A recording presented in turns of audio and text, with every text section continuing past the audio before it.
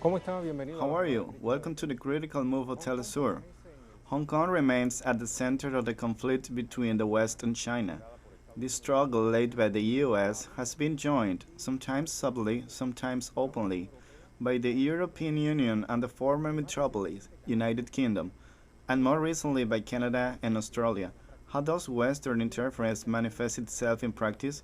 Who is seeking what in the special administrative region? embajadora Why is there a provisoria hated reaction after the National People's Assembly, the Chinese parliament, passed a national security law that concerns this ha region? establecido Let's deploy the board. We're making the first move.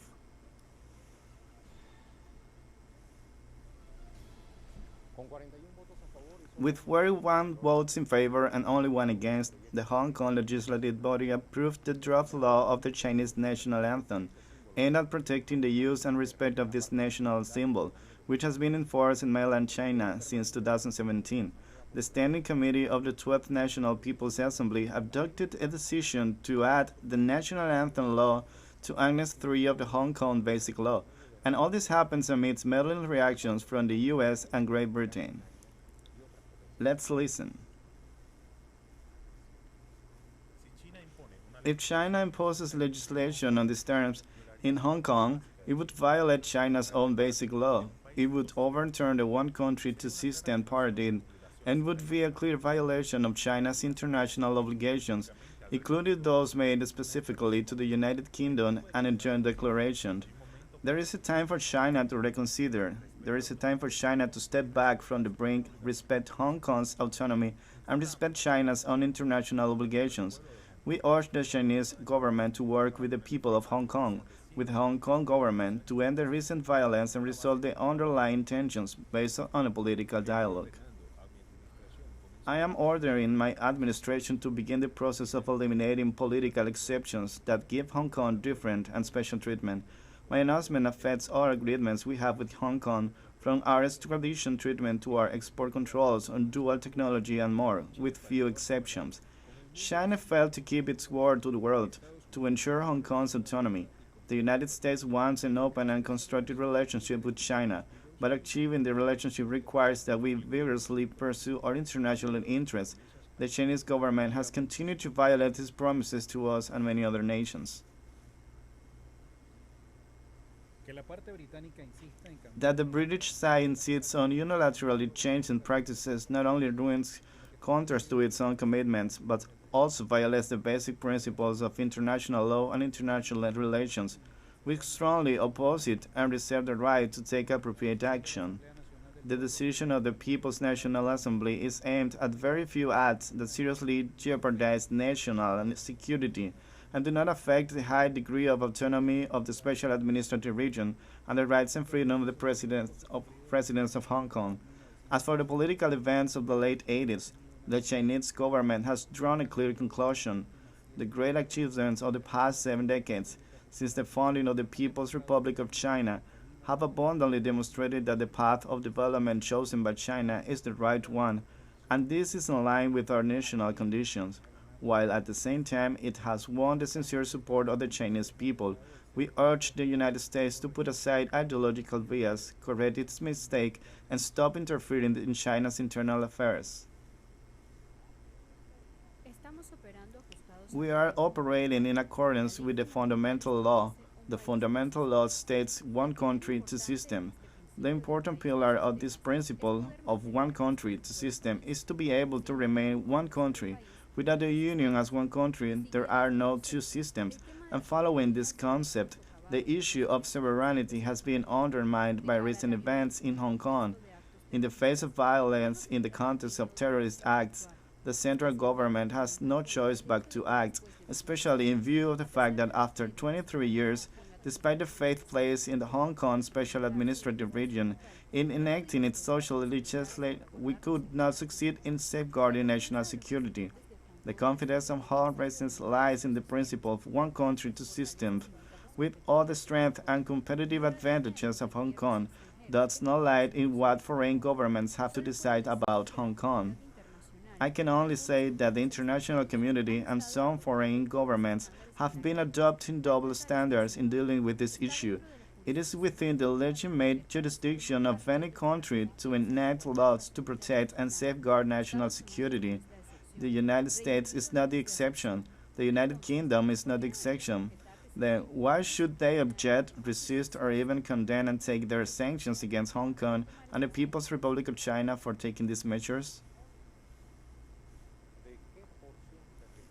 What territorial portion are we talking about? Why does Hong Kong constitute the icing of the cake between the West and the mainland? Let's take a brief historical geographical approach. Hong Kong, hotbed of Western influence. Hong Kong is one of the two special administrative regions of the People's Republic of China. This peninsular territory is located in East Asia, surrounded by the South China Sea in the south and by the so-called mainland China in the north. Its biggest border is with Canton Province. To the west, bordering the administrative region of Macau, on the opposite bank of the Pearl River, and the northeast in the island of Taiwan, one of the Chinese provinces. The area of Hong Kong is only 1,104 square kilometers. Over 250 islands and islets are under its jurisdiction. From 1842, it was established as a British colony after the Opium War and the subsequent signing of the Nanking Treaty. It functioned as a colonized protectorate for a century and a half. During the Second World War, the Japanese occupied the territory of Hong Kong until 1945. When the British Empire regained control, it was not until the middle of 1997 that the definitive transfer of its sovereignty to China became effective. Since the end of the last century, Hong Kong gained prominence as a commercial center and gateway of mainland China, with one of the most competitive economies in the world. It is considered one of the exceptional places to do business. It has a huge, very active trading port and is among the top 10 in the world for exports. Note that China is the second largest recipient of foreign investment in the world, with nearly two-thirds of that investment following from Hong Kong. Because of their profit interest, companies prefer to set up in that part of the Asian giant where the market economy is in place. In addition, Hong Kong plays a valuable role in China's efforts to make the yuan a reliable and exchangeable currency, as it has a thriving yuan bond market. Let us now look at the national security law recently passed by the Chinese National People's Assembly. By an overwhelming majority, the deputies of the Third National People's Assembly held last month agreed to draft security laws for Hong Kong. This decision on the establishment and improvement of the legal system and enforcement mechanism for the special administrative region will be supported by a document consisting of an introduction and 7 articles, which aims to achieve safeguard sovereignty and national security along with development interests, defend and improve the policy of one country to system, protect the long-term prosperity and stability of Hong Kong, as well as guaranteeing the rights and legitimate interests of the people of Hong Kong. These new regulations will allow the national security agencies of the central government to establish their agencies in Hong Kong when necessary. According to the law, the Asian giant will prevent, stop, and punish acts and activities that engender its national security. With this new legislation, the central Chinese government makes clear its firm position to foreign interference, especially around Hong Kong. Beijing emphasizes that it will take the necessary countermeasures if necessary. It will be the Standing Committee of the National People's Assembly that will draft the national security laws to be put into effect in Hong Kong. These decisions are taken in the context of prolonged social protests with separatist nonsense in the special administrative region. The escalation of violence has been considered the most serious since 1997, when China reigned its sovereignty over Hong Kong. Well, in this context, I propose to check some press portals. Let's start with Telesur, that on past June 2nd, titled, China denounces Trump's double standards in measuring demonstrations. The head of the government of Hong Kong, Carrie Lam, said on Tuesday that the President of the United States, Donald Trump, applies a policy of double standards by encouraging demonstrations in that Chinese territory and denouncing the social protests taking place in his country. We have seen clearly in recent weeks that double standards are being applied. They know there are demonstrations in the United States, and we know how local governments have reacted. And in Hong Kong, we have protests. We see the position that the Americans took. Lam referred to the massive social protests taking place in the several U.S. cities since last week in rejection of the murder of African American George Floyd by a police officer in the city of Minneapolis on May 25th. The chief executive of the Chinese Special Administrative Region further warned that if Trump made good on his threat to end the special trade status granted by Washington to Hong Kong, the measure would affect the United States' own interests. China's Foreign Ministry spokesman Shao Linchan said on Monday, "Why did the United States glorify the so-called independence force in Hong Kong as heroes, but criticize American protesters who are disappointed with racism? Why did the U.S. criticize Hong Kong's police but shoot its protesters and mobilize National Guard troops?" the spokesman said. What does the Chinese agency Xinhua say? On last June 5th, Russia criticized US and UK for organizing UN Security Council discussion on Hong Kong. We consider that the situation in Hong Kong to be an internal matter for China and urge external forces not to interfere in relations between the central government and this special administrative region of the country, Ministry spokeswoman Maria Chokshirova said at the press conference. He stressed that such actions undermine the sovereignty of the People's Republic of China and are a gross violation of the fundamental standards of international law set out in the UN Charter. And we believe that they are merely the result of a desire to settle accounts with a foreign political adversary. The attempts to fill the Security Council's agenda with issues outside its mandate are counterproductive and can lead to reduced effectiveness, awaken the authority of the organization. The US and the UK, guided by their political interests, have made unjustified comments on this issue and attempt to have an open video conference held at the UN Security Council. China expressed its outright rejection, and the vast majority of Council members did not support the proposal, considering that what concerns Hong Kong is an internal matter of China and has nothing to do with the mandate of the organization, which rejected the request.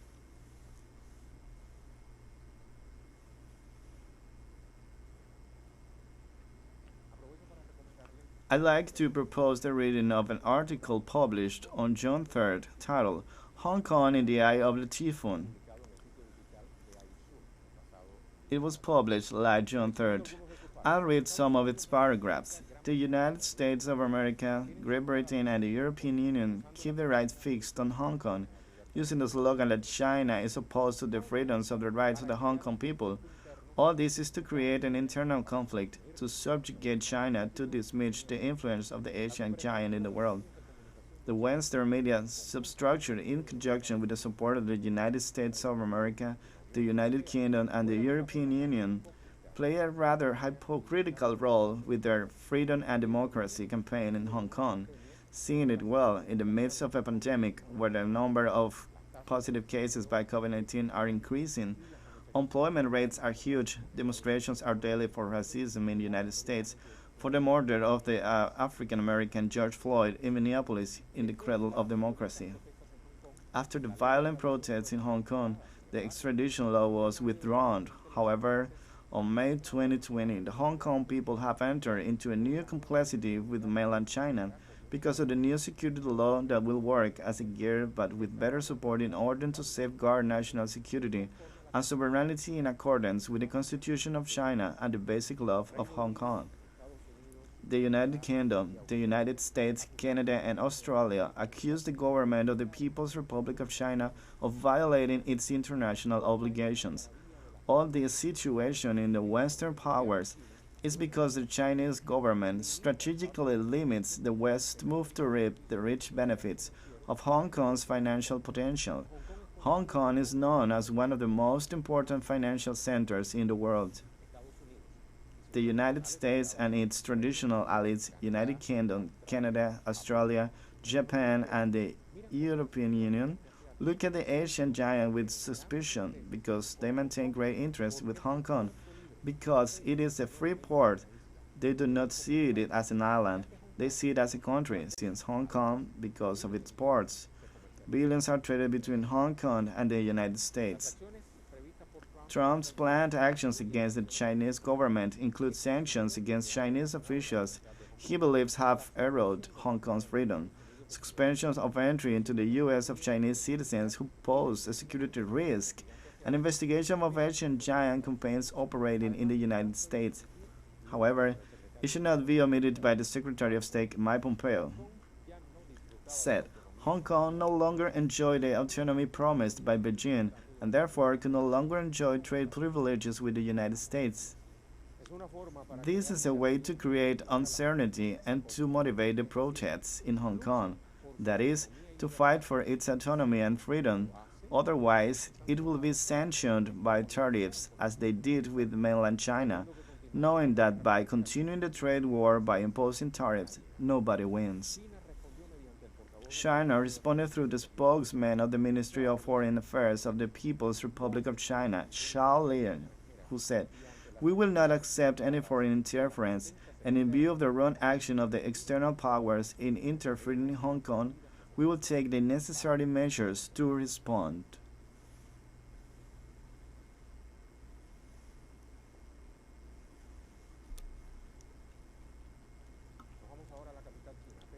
Our correspondent, Injerence, brings us some update from Beijing, China.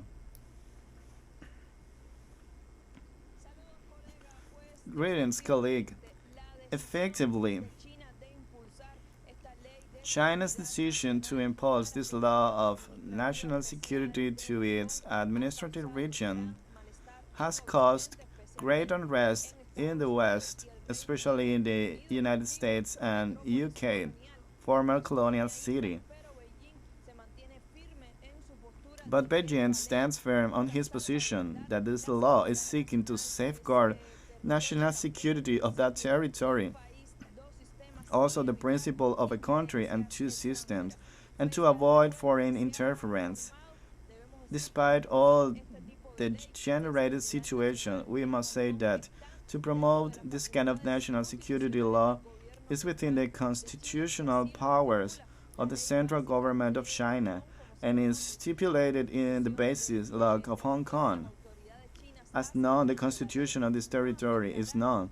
The Chinese authorities assure that the law will not affect Hong Kong's rights, freedoms, or high degree of autonomy, but they do stress the need to promote this law, since on other occasions local authorities have tried to implement legislative processes like this one, which has been immediately attacked by separatist sectors with actions that had affected Hong Kong's national security, as happened last year with the persistence of the violent protests in that territory. Protests that began by social economic measures to be protests with separatist independent claims, as the United States has used the approval of this law to escalate its aggressive policy against Beijing. Even the White House announced that it would withdraw the preferential status enjoyed by Hong Kong, a decision that, according to experts, it could bring some serious business implications for the rest of the world, but it would also significantly affect more than 1,300 U.S. companies in Hong Kong. On the other hand, the United Kingdom has also used this law to meddle in the internal affairs of China. The United Kingdom announced that it would grant visa to millions of Hong Kong people, would also boost the possibility that they would access to British citizenship, a measure that, of course, China rejected and assures the evidence of the mentality of Cold War that still persists in London, and so does his colonialist spirits. We can say that despite all these threats from the West, The decision and approval of this national security law by an overwhelming majority in the Chinese parliament undoubtedly demonstrates China's determination, and they draw red lines, saying that China is not willing to negotiate under no pressure and that is willing to confront the Western powers, if necessary, to safeguard the national security of Hong Kong and its fundamental interests on the island, as well as the principle of a country to system. This is all the information we have for now. Back to you in the studio. Thank you so much for this report to a critical move. Let's take our first break in our critical move. Remember, you can participate with us through our strategic move.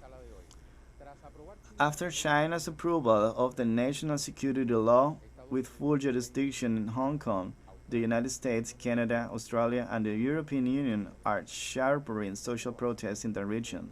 Why do they do that? For democracy and freedom or rights? Give us your opinion. We will be back very soon.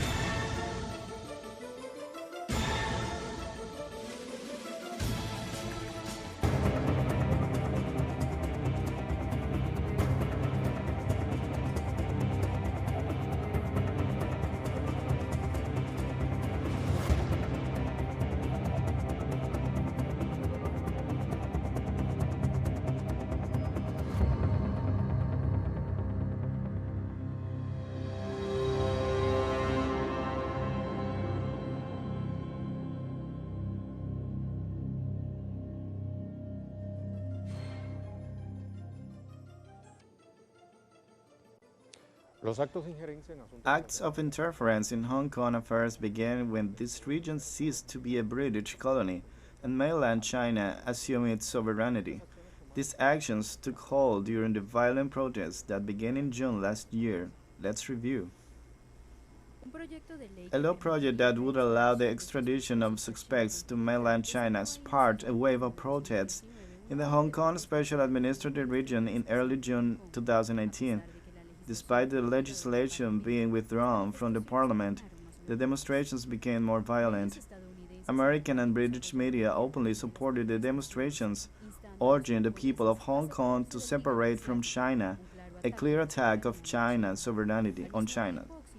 At the same time, the West described Beijing's participation in calming the protests as intervention, ignoring that under the fundamental law of Hong Kong, the government is legally entitled to ask the People's Liberation Army for help. Hong Kong was a British colony for 155 years after being stolen from China in 1842 Opium War, during which time the millions of workers on the island were denied all rights. The territory was reclaimed by the Chinese mainland under 1997 one country to system principle. Under that agreement, which kept economic control in the hands of London, the UK intended to stop China's development. After the failed plan, millions of dollars were channeled to network service organizations, political parties, media and social networks, whose aim was to undermine support for China and the Communist Party. An example of this is that the Hong Kong Confederation of Trade Unions, which received funds from the American National Foundation for Democracy and British support, promotes and finances in China movements for supposed democracy and independent actors, such as the Hong Kong Human Rights Movement, the Hong Kong Journalists Association, the Civic Party, the Labour Party, and the Democratic Party, entities that have coordinated the demonstrations in the Special Administrative Region. Analysts agree that beyond anti-government protests, these Western-funded demonstrations aim to encourage a hostile and distrustful attitude towards China and communism, as well as promoting the false idea of a Hong Kong with a democratic past and a different identity. Let's start the analysis in a critical move. We have today from Argentina Wadi Calvo, specialist in Middle East, Asia and Africa issues, and from Venezuela Sergio Rodriguez, former ambassador, former director of international relations. Welcome both of you to our critical move. I'll start with Sergio. Based on the latest topics we prepared for this program, was there really equal rights in Hong Kong while it was a British colony?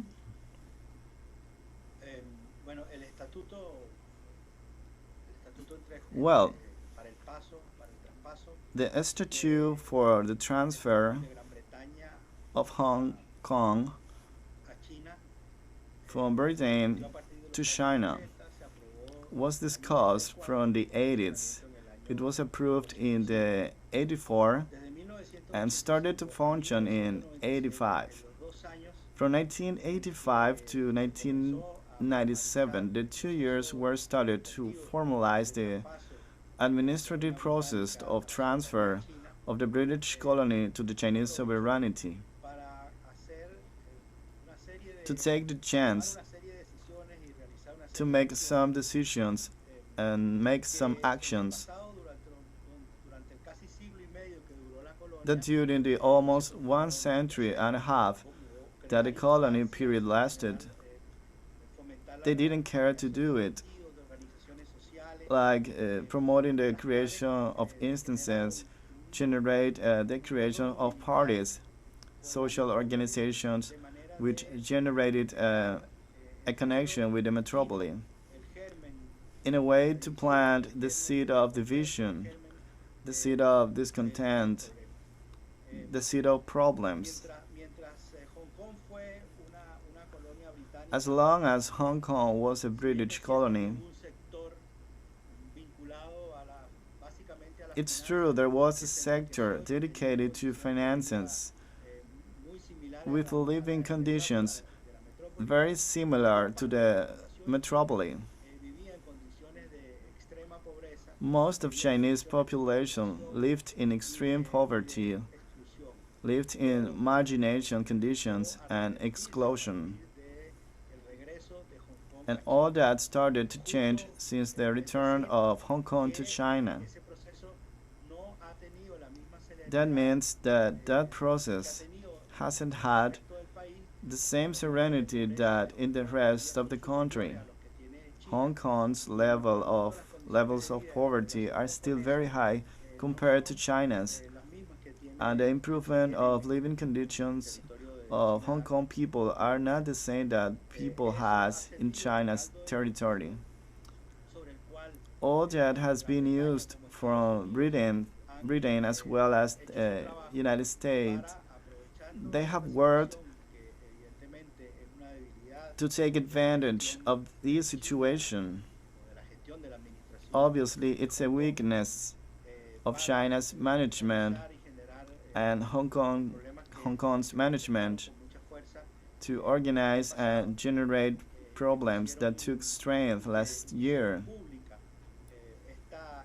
and also made public this subordination to all these organizations, to its matrix, to organizations that all of us here in Latin America know so well, of interference linked to the State Department, other agencies in US that take care of disturbing life in those countries that chose a different path to the one order from Washington.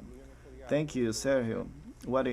I bring you into the dialogue, and I will do it by quoting part of the security law that was approved by the founding assembly of the Republic of China. It says, it will forbid any act of treason, secession, sedition, subversion against the central popular government.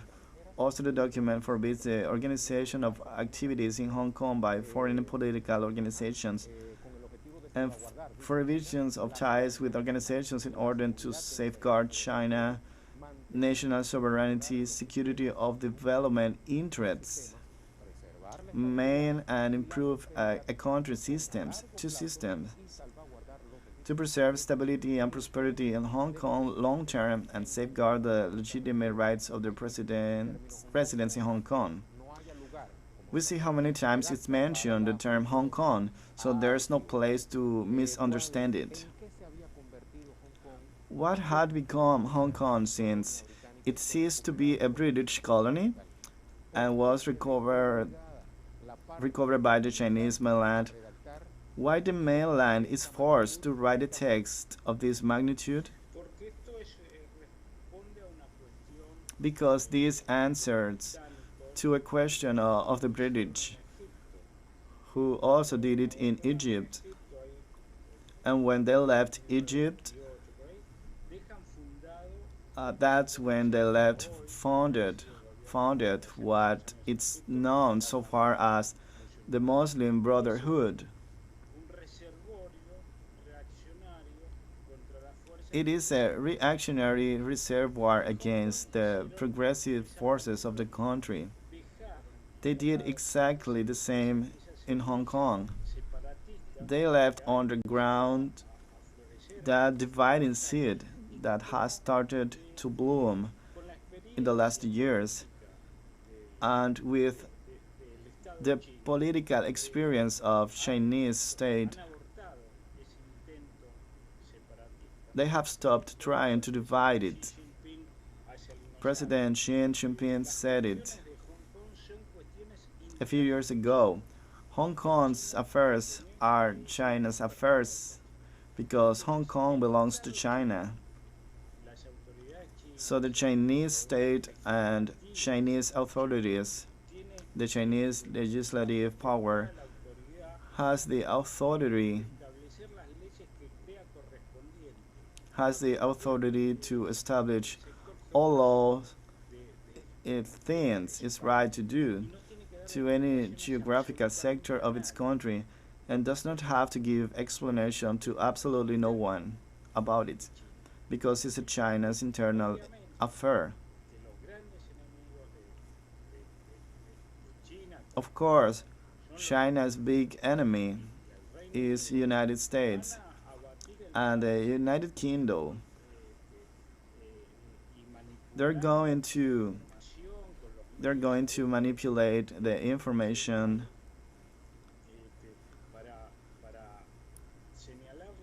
with the additive means from Western to point out the lack of democracy, the lack of rights, inequality, and all that sort of excuses that the United States has shown us when it comes to criticize about that you are seeing right now. I like to read part of some declarations that US, UK, Canada have been in a joint statement accusing the government of People's Republic of China of violating its international obligations. I'm going to quote it. China's decision to impose a law in Hong Kong is in direct contradiction to its international obligations. According to the principle of the joint statement signed by China and the UK, legally binding and registered before the UN. I ask, why is that commitment about? What is China violating?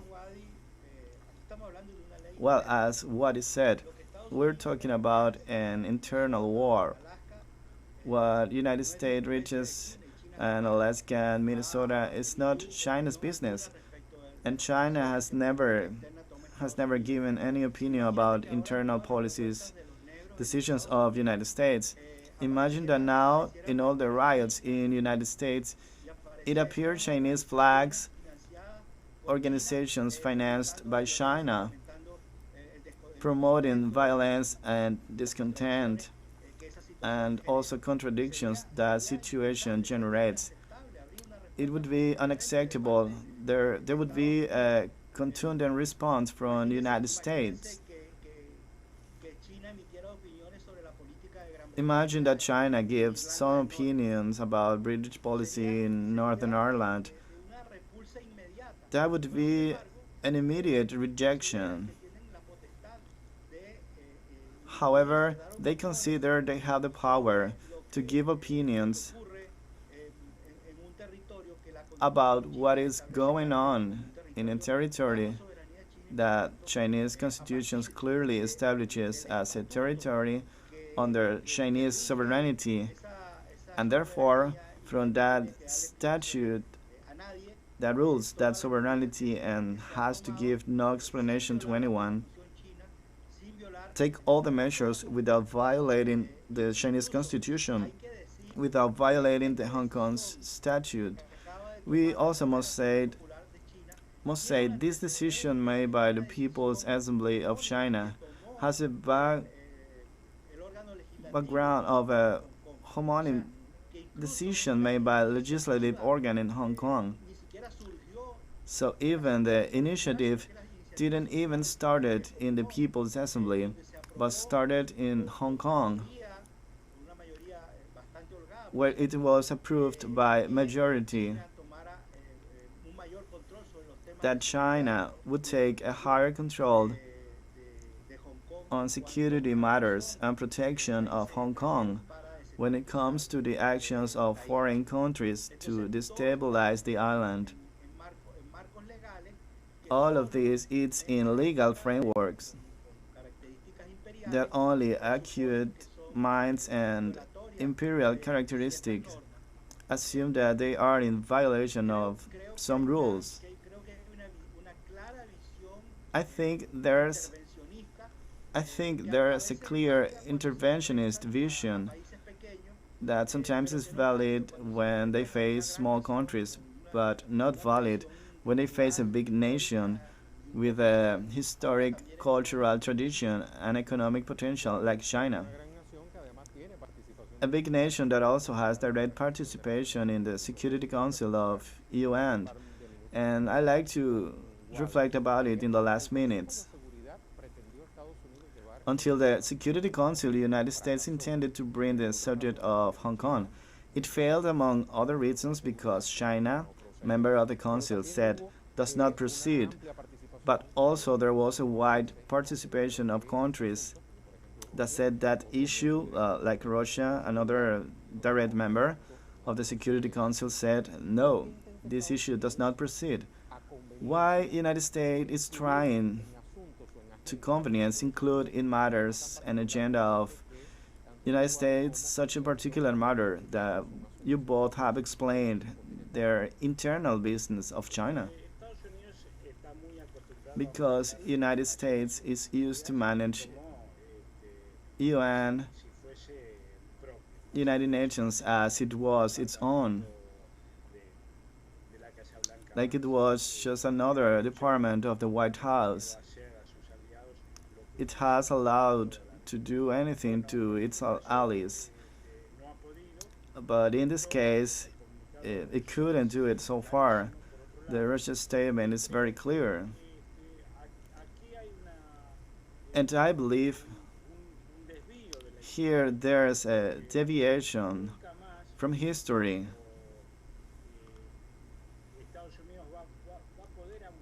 Well, never again United States will be able to abuse its local right on the United Nations.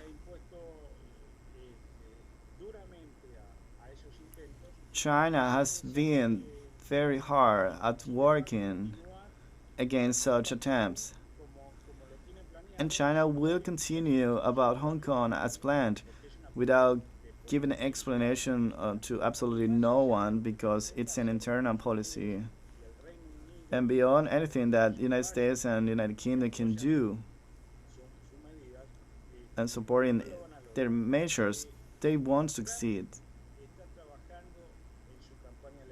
Because Trump is working on his electoral campaign, and everything that Trump is doing from about 1-2 months ago, it's being directed to until 2 November, to that election. That so it's necessary to take care,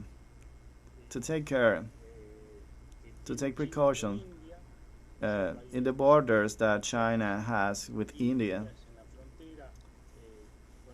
in the borders with China, by a decision of the Department of State of the United States, as the Mr. Modi from India, subordinated to the Pentagon. And we have to pay attention to everything that Trump is doing in the border with China, because all of this is part of the electoral campaign of Trump. Well, thank you so much, Wadi, and thank you, Sergio, for your participation in a critical move related to the sovereignty of China over Hong Kong. See you soon. Let's take another break in our critical move. Remember that you can participate with us through our strategic move. After China's approval of the national security law, with full jurisdiction in Hong Kong, the United States, Canada, Australia, and the European Union are sharpening social protests in the region. Why did they do that? For democracy and freedom of rights? Give us your opinion. After the break, we will continue with the analysis with a wider geopolitical vision. Of the development of mainland China and to add to escalation of US tensions in the context of the trade war. China has repeatedly denounced the interference of Washington and London in matters that only concern Beijing and the attempts by these two Western powers to undermine its sovereignty over Hong Kong.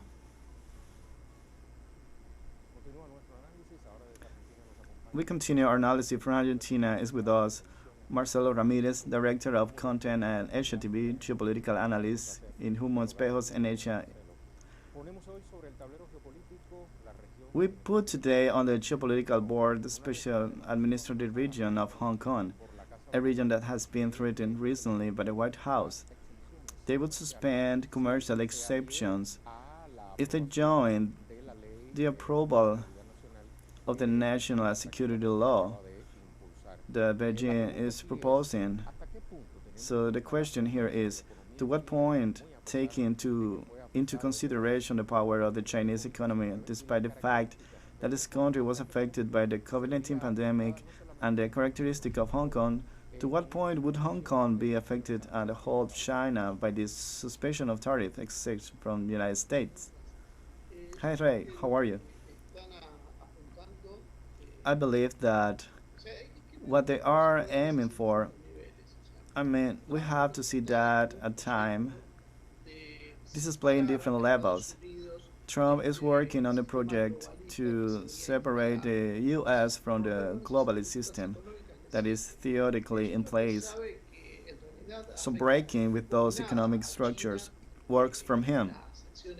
I believe that he knows that in truth it does not affect China much, the actions that they are taking. What it could harm China is similar to what is harming the US in this commercial dispute. Therefore, I do not think that that is Trump's true objective. His true objective is to break the commercial structures that starting from the 90s relocated the US productions and making the US companies produce in other countries, many in Asia, many in China, and pay taxes in tax havens. That is the final objective that Trump is following. So beyond doing damage or no, it is an internal issue, a dispute that we can see in the US, and while I see all the events taking place in the last days have a lot to do with that. The US is hatching, and what we see has to be contemplated according to different factions that are fighting for power within the US and not as a bloc, as one country. That is why we see that those that complain a lot and are against the policies of China is that sector conformed by the traditional power. The US little state like Australia, Canada, and some sectors of the UK, that group is the one moving attacking China. But there are two games in here. To what point has advanced this media campaign and also financed by net organizations in that territory of Hong Kong so that the US and other Western powers are able to mine a bit the relation between Beijing and this special administrative region. I basically believe that they are just losing a lot of space. Some days ago, A note of Global Times talks about that the US had to see how Western media are losing space. They said that 3 decades ago, it would have been impossible to think that a US president would arrive to power and would be able to stay against the big medias.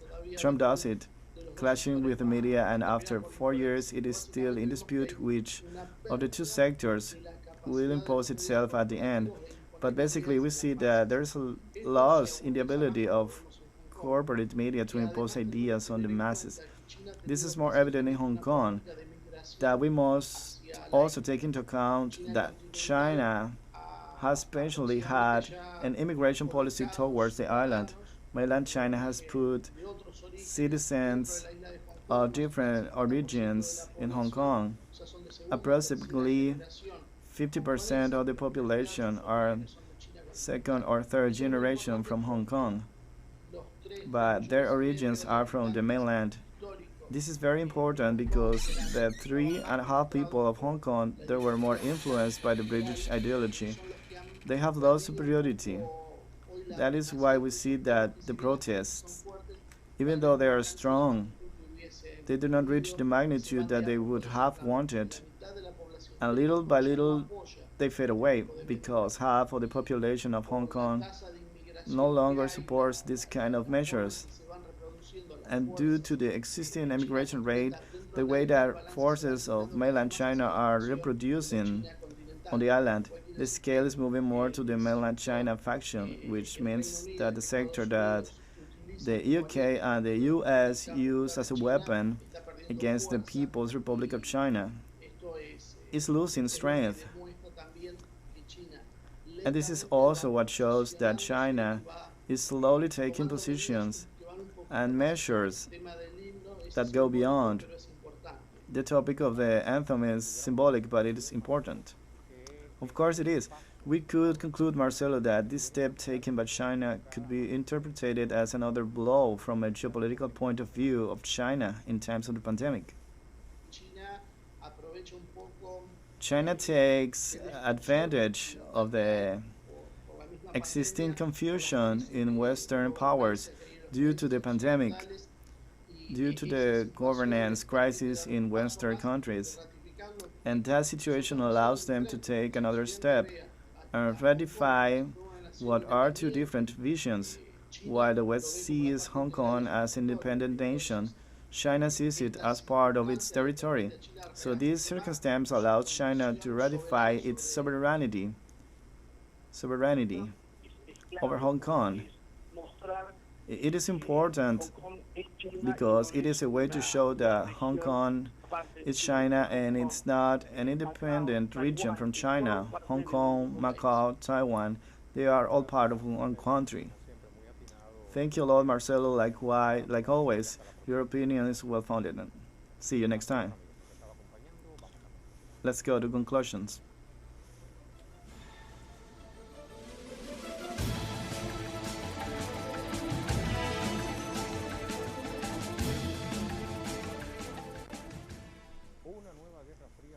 A new Cold War from Hong Kong. What does the West, especially the United States, intended in this new escalation against China? Undermine from within the success of the Communist Party's political system, either by oxygenating social protests with separatist nonsense through private investors, or by its already traditional media campaign or alleged freedom and democracy? It is in the interest of the current tenant of the White House to stir up conflict beyond its borders. What would he gain? Respect among his voters for showing a strong foreign policy agenda, which includes Venezuela, Cuba, Nicaragua, Russia, and Iran?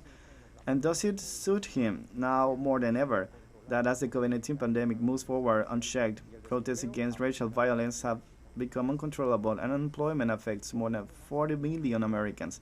Why are others joining the fight? Perhaps as opportunistic remoras as the shark advances, they travel together to see what they can gain along the way, but they have not been able to, and hardly will, given age and wisdom. For today, we close the geopolitical board.